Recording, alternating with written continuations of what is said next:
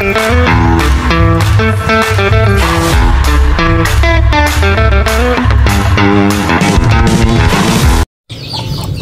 guys, ayan, welcome back again.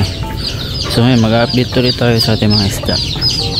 And meron kasi tayong bagong binili na molly. So ayan, papakita ko muna itong mga isda ko. So dito ito yung mga 1 month old or magto 2 months na. So ayun, malapit na rin natin itong mabenta. Ayan, medyo marami-rami din tayong bibenta kasi lahat to i-out ko para ma-cycle natin, magamit ulit natin yung tank or yung pond. So dito ito yung mga pa nating mollies, nandito yung ating mga marble na yung may brown sa ulo. So ayan, and yung binili ko ngayon, ito yung freebies or kasama niya, male to guys. So ayan, kaya ko na lang ilalagay kasi puro naman itong mga male na naman dito. Kaya okay lang. Dito konti na lang yung PKBM natin. Ayan. So yung iba na benta na, yung iba naman is pinangano natin, freebies. So meron pa ditong ito, glittered eyes. Ayan. Ayan, yan yung female.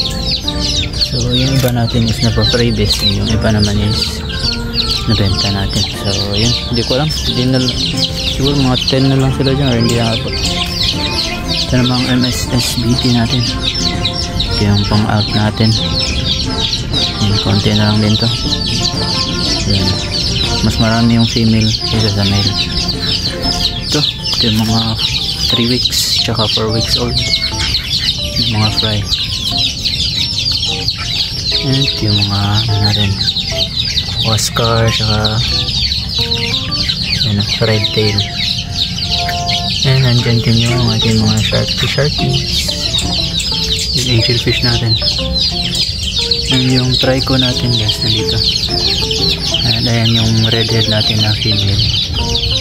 Yan o, hindi lang masyadong malinis pero okay na rin yan. So yung binili natin is trico din. Ayan, ito siya. So papakita ko na lang sa inyo mamaya pag pakawalan na natin. So ito, PKBM natin, okay na, malalaki na. May buntis na dito guys, dalawa. Ayan, tsaka ito sa mga glittered blue eyes. Next tayo, ito meron tayong bagong strain ng molly. Ito, platinum gold ata, hindi ko sure kasi yan yung freebies sa ano, gel food. And dito may isa tayong matira na fry, and may fry din tayo ng gapi dito, mga ano, yellow tiger mosaic, hindi lang makita. Ito yung mga IBBM natin. Dito ito yung gold dust sunkiss natin, may fry, hindi ko pa nahuli. Dito naman, dito yung gapi na tiger, yellow tiger mosaic, tsaka yung mga spotted natin. So ito na yung mga selected, medyo malaki na rin. Ayan, so 11 pieces yung mga select natin. Next tayo, ito yung mga ano natin, lemonade. Yung iba dyan is yan yung mga anak nila na lumaki na rin, lang di ma-focus ayan o. So pinakamalaki natin female ito. Yan yung gapi natin na dirt nasa ilalim. And yun, doon na tayo sa yung bagong molly. So ito na ako sa kabila.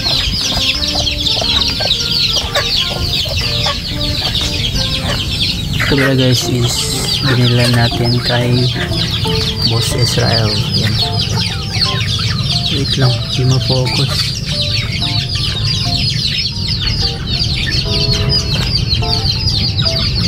Ayun na, ayun.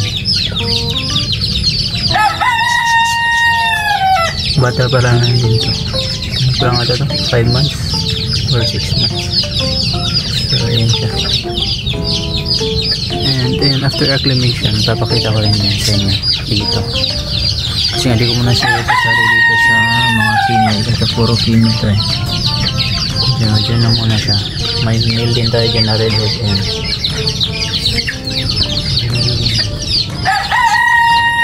Papakita ko na lang sa inyo pag tapos ng acclimation. So yun, tapos na yung acclimation and eto na siya, montage natin.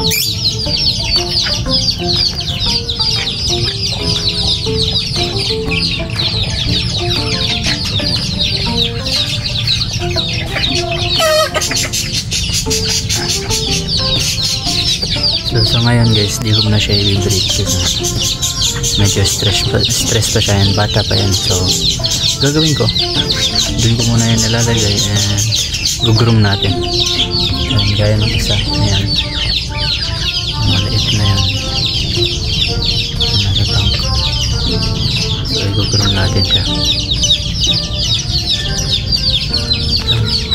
Picture tayo pang thumbnail. Yun. And yun lang muna sa ngayon guys. Update lang natin ulit dito dahil try ko na i-grow. Check natin kung ano yung maging kalabasan after a week or a month natin na pag-groom dito bago natin isalang sa pag-treat. So yun lang. Salamat sa panonood. See you in my next video. Bye bye.